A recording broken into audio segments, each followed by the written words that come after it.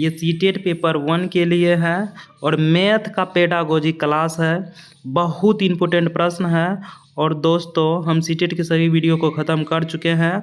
आप मेरे यूट्यूब के प्ले लिस्ट पर जाकर आप सभी वीडियो को देख सकते हैं और अपने तैयारी को मजबूत बना सकते हैं।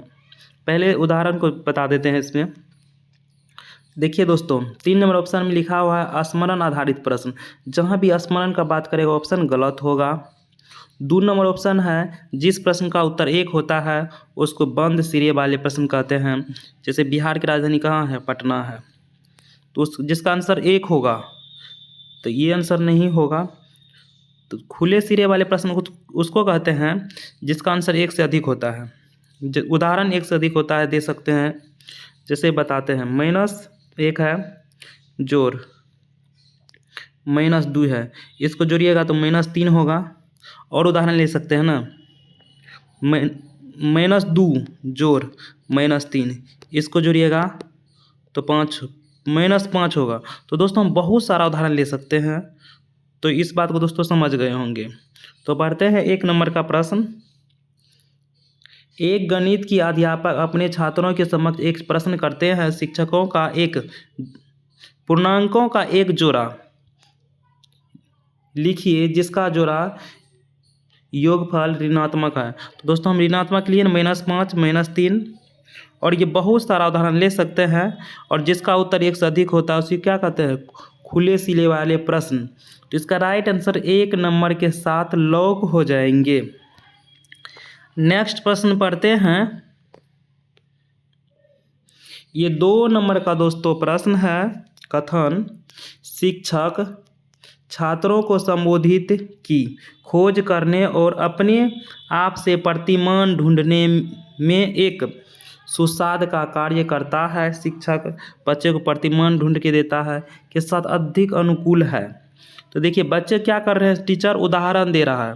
जैसे 2 4 8 10 12 बच्चे को उदाहरण दे रहे हैं ना। तो पूछ लेगा बीच में कौन सा संख्या होगा यहाँ पर? तो यहाँ 6 होगा। 3 6 12 15 ऐसे करके ये है पैटर्न। इसी को प्रतिमान कहते हैं हिंदी में। तो यहाँ पे इसका राइट आंसर क्या होगा? यहाँ पे 9 होगा राइट आंसर इसका। इसी को प्रतिमान कहते हैं। तो हम उदाहरण दे रहे हैं ना, तो जिस विधि में पहले उदाहरण दिए जाते हैं अब बाद में नियम बताए जाते हैं उसको कहते हैं आगमनिक विधि। इसको आगमन विधि भी कहते हैं। आगमनिक विधि को आगमन विधि कहते हैं, जिसको पहले उदाहरण दिए जाते हैं। तो शिक्षक यही काम तो यहाँ पे किए हैं। तो इसका राइट आंसर 2 नंबर के साथ लॉक हो जाएंगे। यहाँ प्रदर्शन कुछ भी नहीं हुआ है और भूमिका अभिनय का यहाँ कोई भी रोल प्ले नहीं हुआ है। तो इसका राइट आंसर 2 नंबर के साथ लॉक हो जाएंगे। नेक्स्ट प्रश्न पढ़ते हैं। 3 नंबर का प्रश्न है। विद्यार्थी ने निम्नलिखित में से संख्याओं के जोड़ योग के कौन से गुणधर्मों का उपयोग किया है? इसका राइट आंसर 1 नंबर के साथ लॉक हो जाएंगे। क्रम विनिमय एवं सहचर्य, इसमें जोड़ के योग गुण का गुणधर्म का प्रयोग किया जाता है। इसका राइट आंसर 1 नंबर के साथ लॉक होगा। नेक्स्ट प्रश्न पढ़ते हैं। 4 नंबर का प्रश्न है। निम्नलिखित में से कौन सा विद्यार्थियों में समस्या समाधान की क्षमताओं में वृद्धि करेगा? ये 4 ऑप्शन है। इस चारों ऑप्शन में जो सबसे बेस्ट ऑप्शन होगा वो राइट आंसर होगा, क्योंकि ये पेडागोजिक सवाल है, इसमें आंसर कोई फिक्स नहीं होगा। औपचारिक कलन विधि के प्रयोग द्वारा प्रश्न को हल करने पर बल देना। जहाँ भी कलन विधि आ जाएगा वो आंसर कभी भी सही नहीं होता है, हम लोग जानते हैं। मेंटल मेथड की कार्य पुस्तिका में दिए गए प्रश्नों को हल करना, ये भी सही नहीं होगा। बच्चा इसमें उतना एक्टिव नहीं है।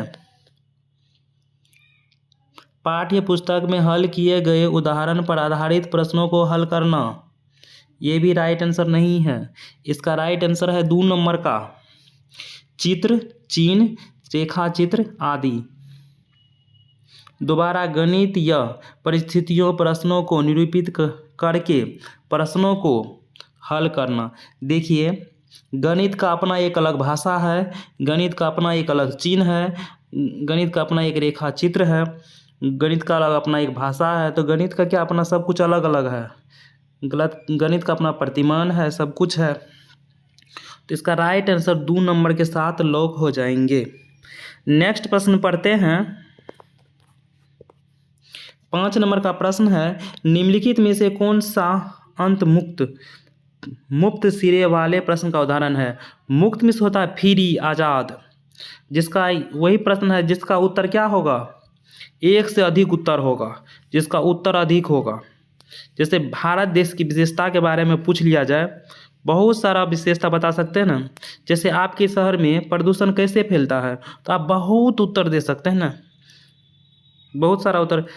प्लास्टिक से प्रदूषण फैलता है, ध्वनि प्रदूषण है, वायु प्रदूषण है, सब अलग अलग प्रदूषण है, कचरा से होता है प्रदूषण, गाड़ी जितना बस ट्रक सब कुछ चलता है इससे प्रदूषण होता है। तो बहुत सारा उत्तर दे सकते हैं ना, उसी कहते हैं मुक्त सिरे वाले प्रश्न जिसका उत्तर बहुत होता है। तो बच्चे से ऐसे प्रश्न पूछना चाहिए जिसका उत्तर बहुत हो। तो पढ़ते हैं इस चारों ऑप्शन में कौन सा संख्या सबसे बेस्ट होगा। आंसर 136 और 142 के बीच 5 पूर्ण संख्याओं को सूचीबद्ध करना है, तो बच्चा कर लेगा। इसका आंसर 5 तो फिक्स है, इसलिए ये आंसर नहीं होगा सही।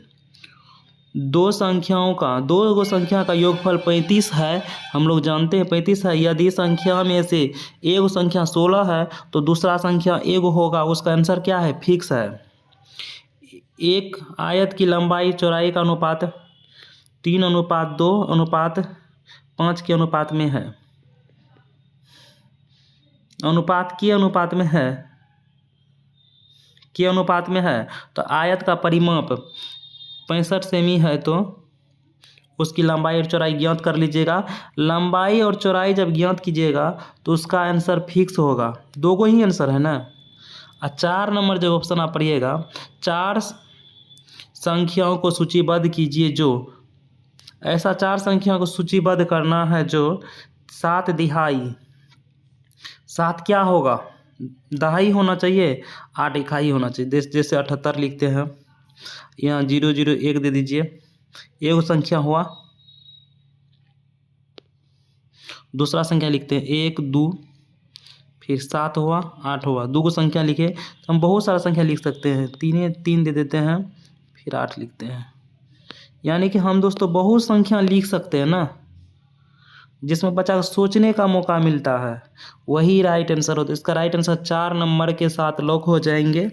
नेक्स्ट प्रश्न पढ़ते हैं। 6 नंबर का प्रश्न है, गणित कक्षा में डैश पर बल होना चाहिए। गणित के कक्षा में किस पे बल दिया जाना चाहिए, केवल गणितीय विषय वस्तु। हम लोग जानते हैं जिस ऑप्शन में केवल आ जाते हैं ऑप्शन सही नहीं होता है। मानक गणितीय कला विधियों एवं प्रक्रियाओं, हम लोग जानते हैं जिस ऑप्शन में मानक आ जाते हैं वो ऑप्शन सही नहीं होता है। जिस ऑप्शन में बच्चा तर्क करेगा, जिस ऑप्शन में बच्चा थिंकिंग करेगा, जिस ऑप्शन में बच्चा अपना ज्ञान का निर्माण करेगा, वो आंसर राइट होता है। इसका राइट आंसर 2 नंबर के साथ लॉक हो जाएंगे। गणितीय समस्याएं हल करने, गणितीय समस्या तो सब बच्चा हल ही करता है, तो इसका राइट आंसर 2 नंबर के साथ लॉक हो जाएंगे। नेक्स्ट प्रश्न पढ़ते हैं। 7 नंबर का प्रश्न है, एक शिक्षक के लिए कक्षा में भिन्न का परिचय देने के लिए निम्नलिखित में से किसका उपयोग सर्वाधिक उपयुक्त है।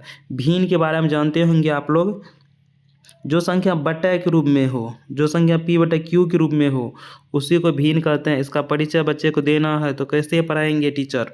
चारों ऑप्शन है, पढ़ते हैं इसमें कौन सा राइट आंसर है, बच्चे कैसे सीखेंगे सबसे अधिक।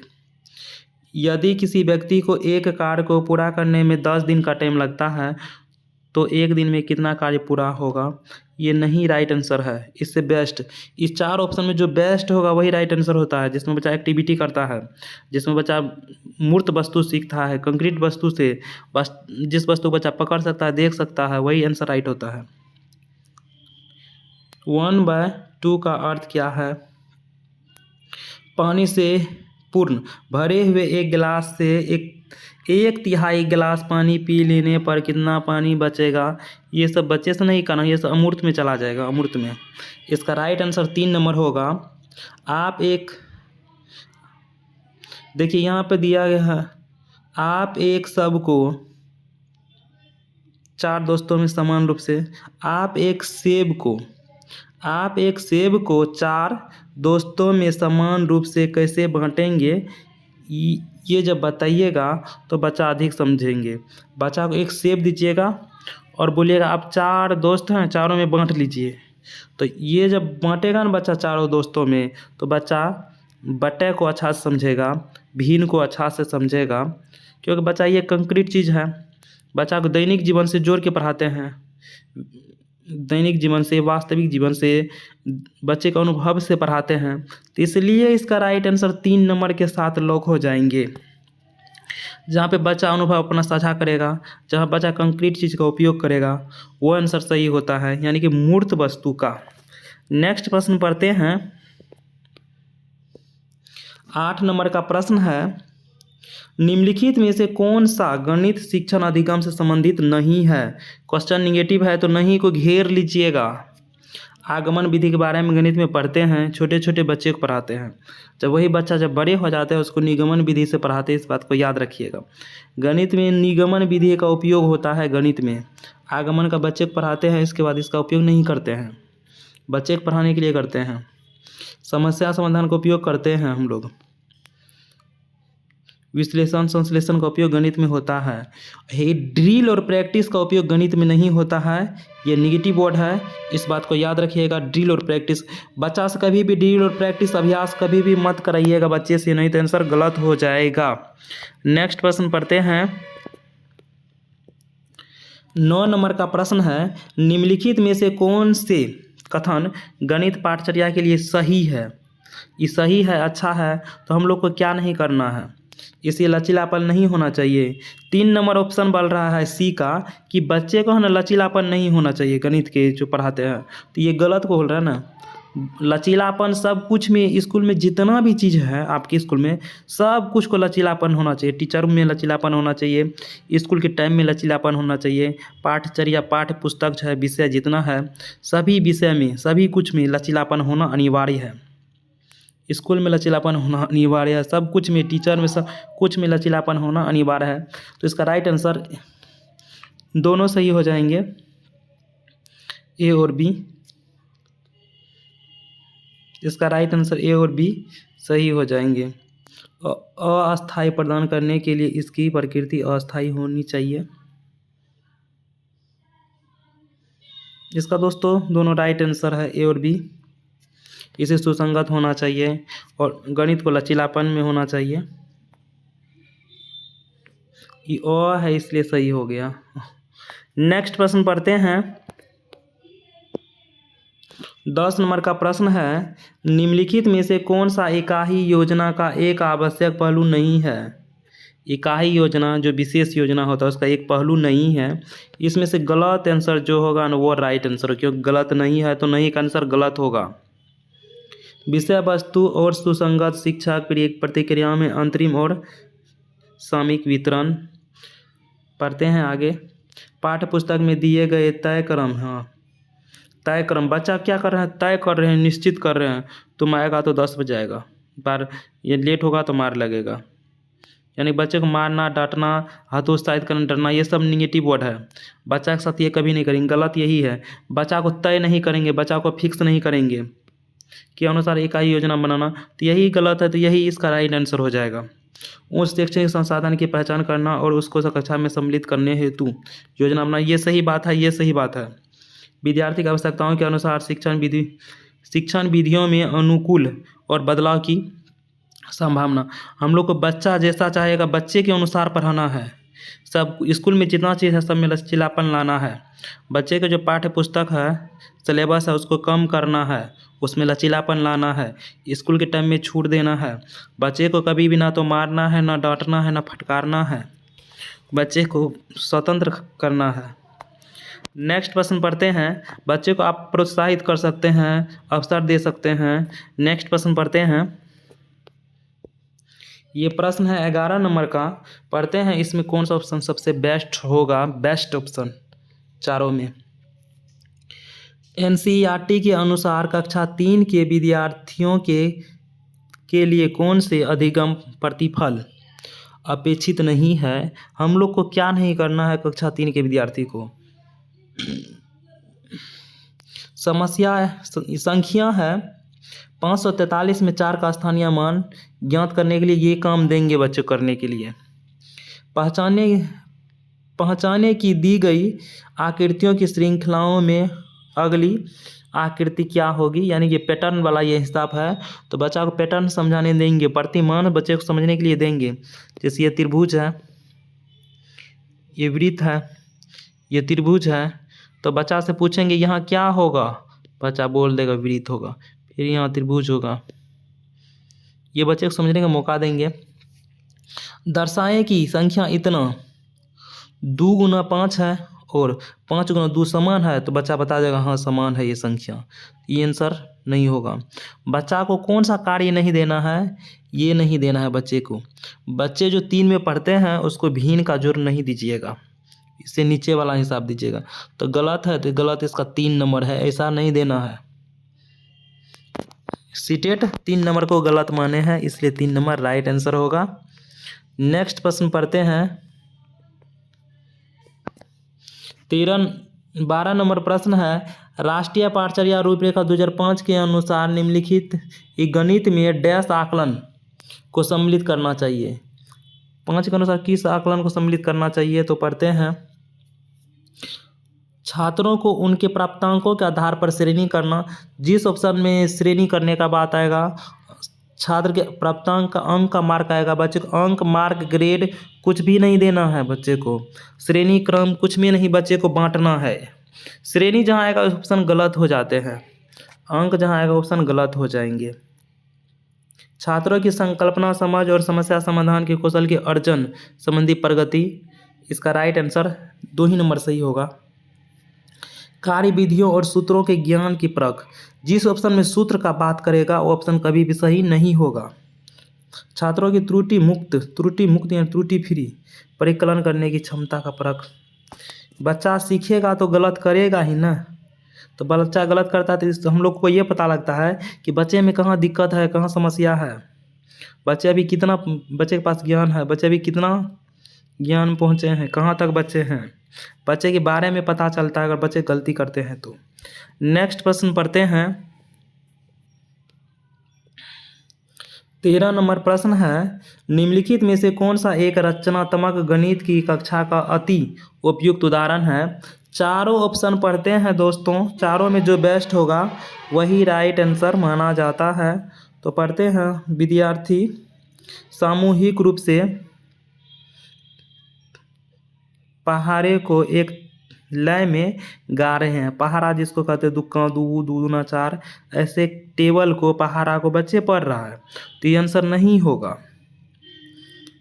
शिक्षक श्याम पट पर प्रश्नों को हल कर रहा है। जहाँ भी शिक्षक श्याम पट पर प्रश्न को हल करेगा वो ऑप्शन कभी भी सही नहीं होगा। शिक्षक प्रत्येक विद्यार्थी के पास जाकर कलन विधि के उपयोग से समस्या को हल करने में उसकी सहायता कर रहा है। जहाँ भी कलन विधि होगा वो आंसर सही नहीं होगा। कलन विधि किसको कहते हैं, जैसे जोड़ बच्चा को देते हैं, ये वाला जोड़, इसका आंसर 8 होगा। और ऐसे इसी प्रकार के जोड़ अगर दे देंगे बच्चा को 10 ठो 20 ठो, एक ही प्रकार का हिसाब, इसी को कहते हैं कलन विधि। ये विधि गाँव में बहुत टीचर पढ़ाते हैं, सभी टीचर इसी विधि से गाँव में पढ़ाते हैं, इसी कहते हैं कलन विधि। तो ऐसे नहीं करना है। इसका राइट आंसर 3 नंबर के साथ लोग हो जाएंगे। एक समस्या के समाधान को खोजते समय विद्यार्थी अन्वेषण में व्यस्त है, यानी बच्चा खोजबीन करके कर सीखता है। जिस ऑप्शन में बच्चा खोजबीन करके सीखेगा, बच्चा ज्ञान का निर्माण करेगा, बच्चा अपना अनुभव को साझा करेगा, बच्चा दैनिक जीवन से जुड़ेगा, वो आंसर राइट होता है। नेक्स्ट प्रश्न पढ़ते हैं। 14 नंबर का प्रश्न है, पढ़ते हैं, बहुत आसान प्रश्न है।